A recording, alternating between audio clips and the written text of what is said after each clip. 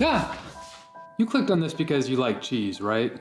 But you don't have time to buy a cow, milk the cow, and do all the other cheese making activities that come after that. Well, I see you. And this is for you.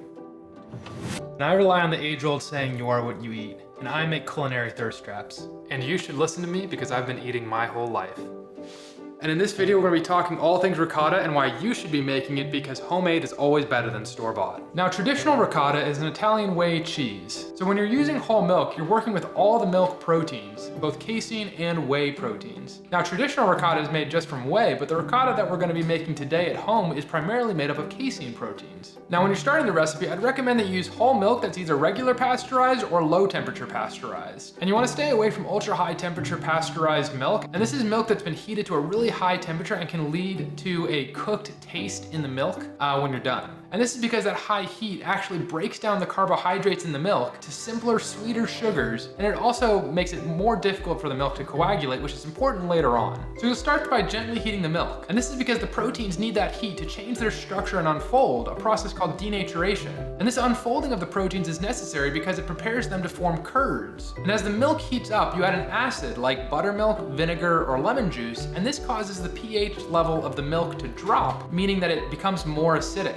This acidity helps the casein proteins to coagulate or clump together to form the curds that you see. Now, a quick note on the different types of acid you can use. This is purely subjective, and a lot of it comes down to what kind of taste you're looking for. Buttermilk gives that unique and distinct flavor. Vinegar usually gives the cleanest flavor, and lemon juice gives a more citrusy flavor. Now, when this acid is added, the proteins that were unraveled from the heat now start to clump together to form the soft white curds. And this is because the acid makes the milk less hospitable for the proteins to stay dissolved, and so they clump together. Now, once the curds form, you want to remove them from the liquid that is now primarily whey. The curds are what will become ricotta cheese and are primarily made up of casein. And now it's time to drain your curds. This will remove any excess moisture from the ricotta and allows you to control the kind of consistency of your cheese. Less time draining means more retained moisture and whey and a creamier and softer texture. On the other hand, draining for a longer period of time removes more moisture and leads to a thicker and firmer texture with more concentrated flavor.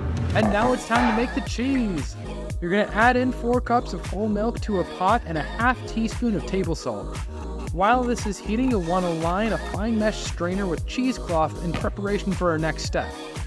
Once the salt is dissolved in the milk and it's slightly warm, you'll want to add in your acid and bring it to 165 degrees Fahrenheit.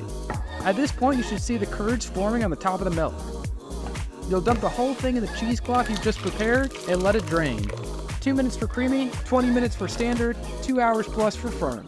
Oh yeah. And that's how you make your own ricotta cheese.